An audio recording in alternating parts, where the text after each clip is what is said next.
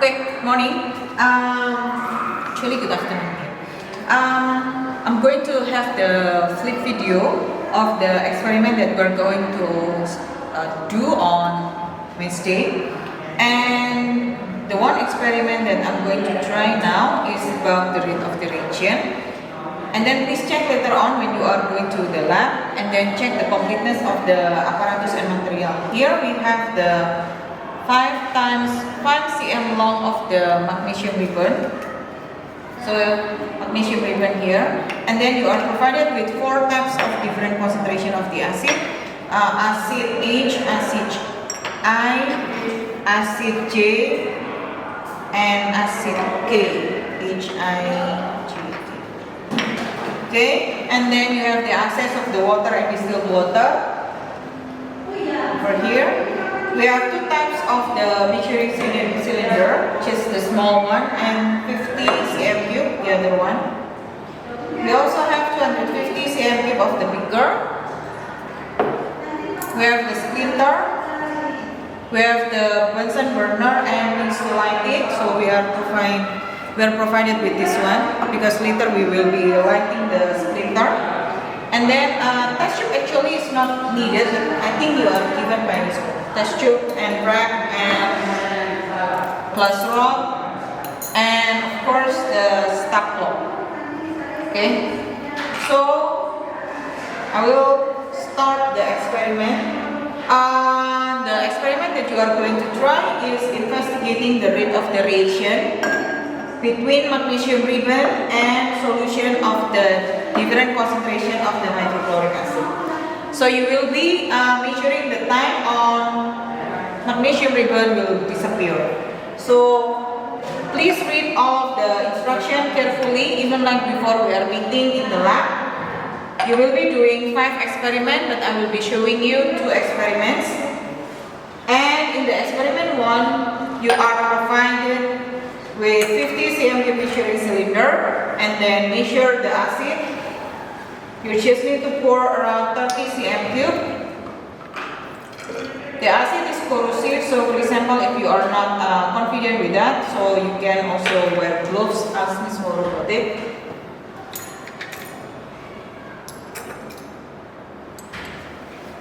Check the meniscus level.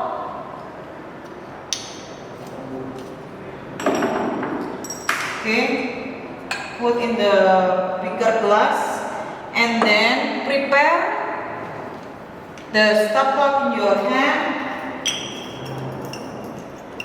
And then next one, you have to check whether it has to be. Okay, hold on. Okay, so add 5 cm length of the magnesium ribbon to the beaker and start the timer immediately. So once you are adding like this, and then you are just doing this, and then you just stir the mixture constantly, and then you will be measuring the time for all the magnesium ribbon to react and disappear completely. Please take note that there will be a gas, and it will be just as poking your nose. Okay, so it is disappear completely, and then you just stop the stopwatch. Okay, this is the first experiment. And then do not forget to rinse out the beaker with the distilled water and record the time in the table. Hold on, I'm just taking out my pencil. Okay, and then you just measure to nearest second. I think better to just measure until nearest second. Okay. And then you can preset the timer. This one, throw into the jerry can, closest jerry can. Do not throw into the sink. Then wash with the distilled water.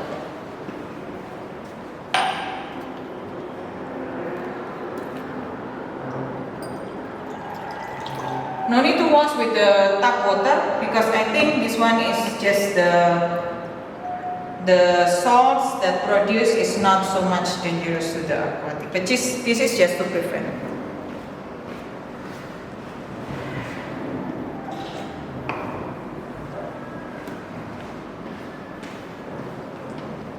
You have the tissue, so you can just tap it.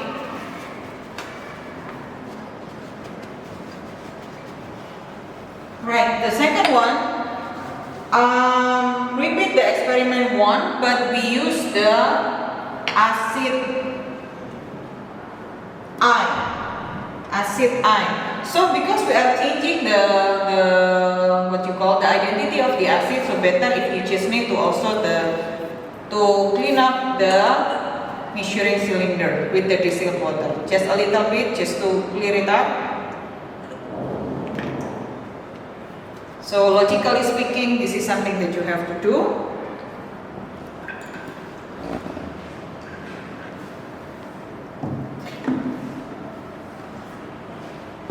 And then you pour the acid ion. Another 30 cm3.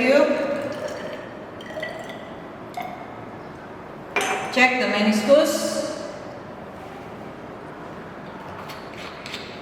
So I'll show you maybe for the new student, this one is how you are measuring. Check the meniscus, lower meniscus at exactly at 30. I'm going to check again. Yes. For example, if you want to control or maybe change the volume, you can use the teeth or you can use the pipette just to add or maybe like remove some. You are pouring, then prepare the stopwatch. Okay, once you are dropping this, the same time you are pressing the timer. You are stirring it constantly, the same thing like what you did in the experiment 1. Just a bit away from that. Because I just realized that the gas produced, even though it is only hydrogen, but it is not strong.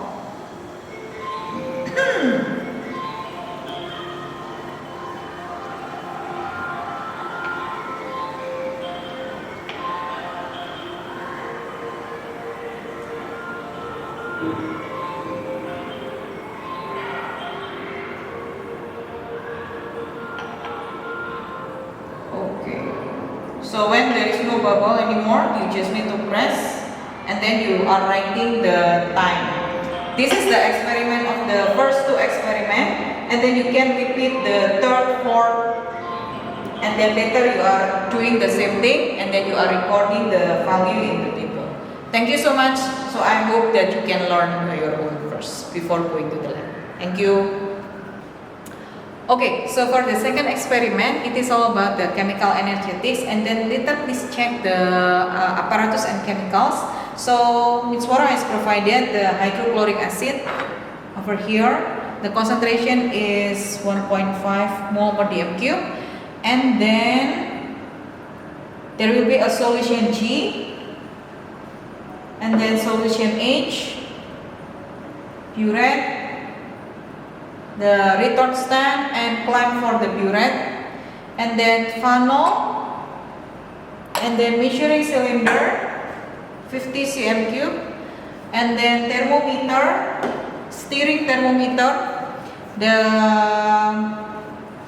graduation is from the -10 until 110 degrees Celsius with 1 degree Celsius graduation, and then we have the 100 cm3 beaker.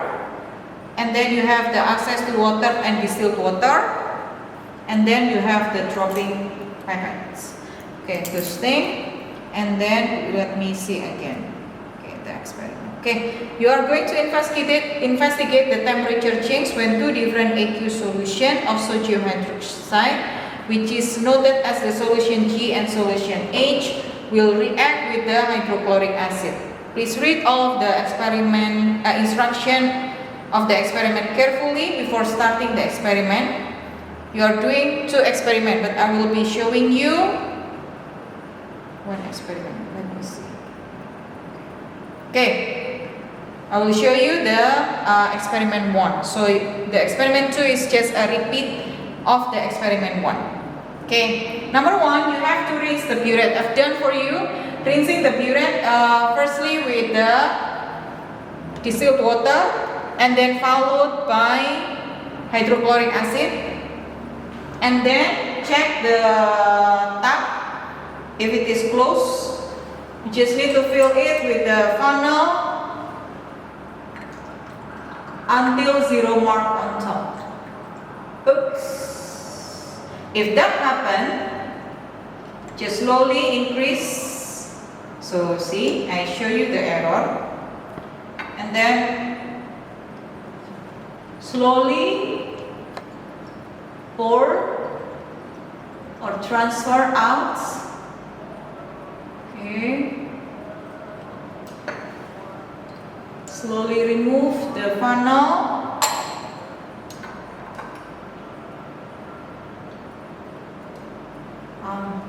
Supposed to be the burette, there is no air gap here, but I think I get the air gap. So it means that if that happens to you, you just need to ask for a change. I was like trying earlier and then it was okay. I just check the tap whether it can be turned or cannot be turned. Let me see with the higher, because I'm the top, right? Okay.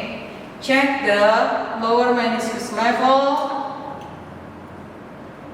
Okay, so the lower meniscus is exactly at 0. If not, you just need to drop a bit. Okay, I think Mr. Bagas can zoom in here. So this one is the lower meniscus, which is exactly at 0. Okay, so the next one, after you are filling, I need to change here, but for your experiment, you have to change. If you see there is a air gap here or air bubbles here seen. And then use 50 cm of the measuring cylinder to pour 20 cm of the solution G into the beaker. This one,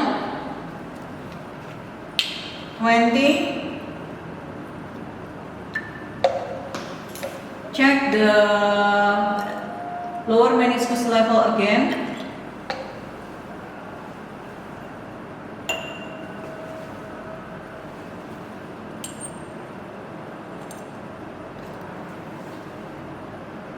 Okay, and then so to prevent the mixing up, so you just need to put the pipette next to the solution and then put into the beaker. Use a thermometer to measure the initial temperature. Record the initial temperature in the table. So please make sure that the bulb is immersed, fully immersed. Okay, and then do not forget the thermometer has the accuracy of 0.5. So either you are writing or record the value becomes 20.0 or 20.5, something like that. So you may ask me on the day itself.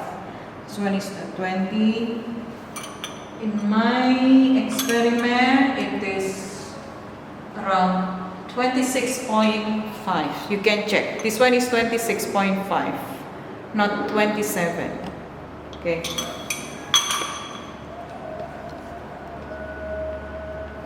Okay, and then so after you are recording the initial temperature, so make sure that the thermometer is not removed because you will be using it as the stirrer as well.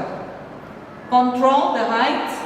And then next is adding 5 cm of the hydrochloric acid from the burette into the beaker. Just careful. Check the leakage here.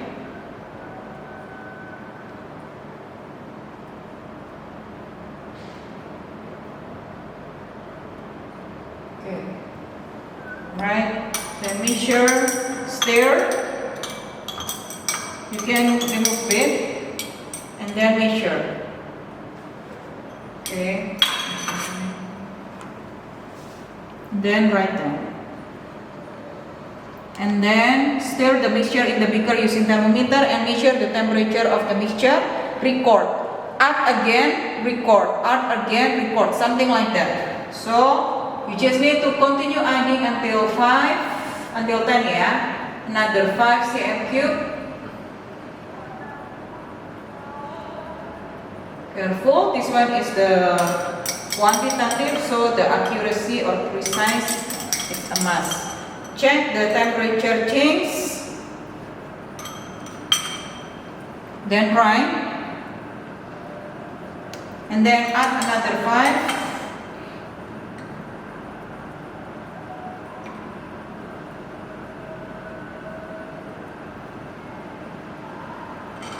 Okay. You can feel that the glass is warmer.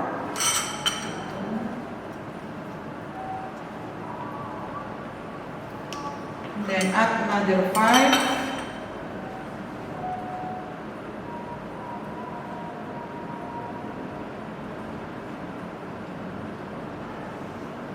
Okay.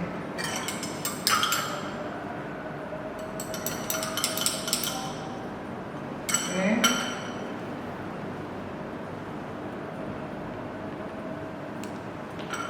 So you keep repeating this until the volume reaching 35. So I'm now in the 25 cm cube.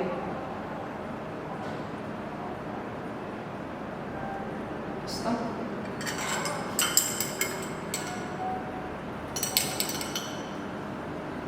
Okay.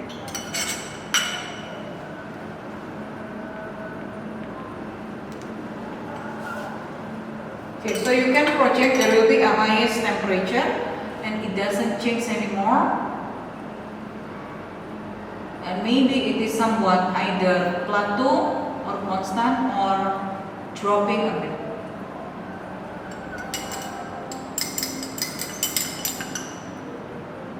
Okay. So from the last 2 experiment, I see there is a drop.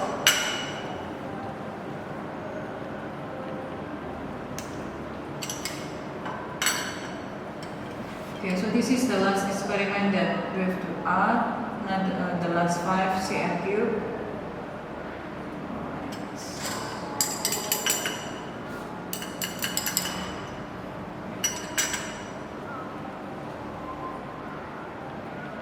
Okay, so this one is the value that I have. Maybe it is different from what you have later on. So this is for the experiment 1, and then you will be doing the same thing for the experiment 2, but you just need to replace solution H with the solution G. And then later you just need to analyze the next one. This is the how it works. This is the instruction done in the experiment later on. So please study. Thank you so much.